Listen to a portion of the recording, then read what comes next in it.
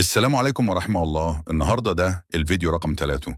هنتعلم مع بعضنا وازاي تكتب نبذه مختصر وعن طبيعه الخدمة اللي انت بتقدمها على حسابك على لينكدين. زي ما انتم شايفين، انا مش كاتب اي شيء يعبر عن المجال الخاص بيا ويعرف اللي داخل عندي على الحساب. انا ايه نوع المهارات اللي عندي، وزي ما وعدتكم كل ما اظبط حاجة في الحساب هصورها ليكم بإذن الله. انا ومن وقت للتاني بعدل فيه اشياء في الحساب.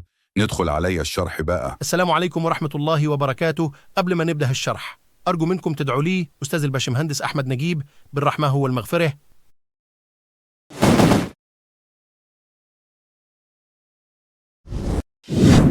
أول حاجة هتضغط على صفحتي، ثم الإعدادات والخصوصية، وثم تفضيلات الحساب من القامة اللي علي الشمال، ثم الاسم الموقع الجغرافي والمجال هتنزل للأسفل شوية عند خيار اسمه العنوان الرئيسي.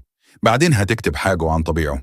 مجالك أنا دلوقتي مش محضر حاجة أكتبها لأني مشغول بكذا حاجة كده واخده تفكيري، بس أنا هكتب معاكم حاجة كده على السريع، وبعدين نبقى نعدل اللي احنا عاوزينه.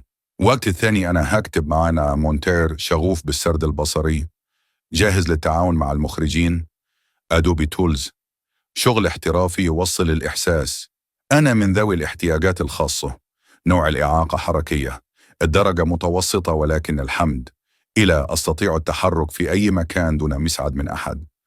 ده اللي يجي في دماغي دلوقتي. بعد كده هندوس على كلمة حفظ بس كده يا عم.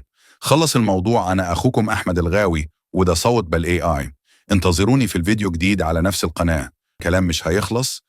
أو علي صفحتي علي الفيسبوك غاوي اديتور، غاوي تعديل.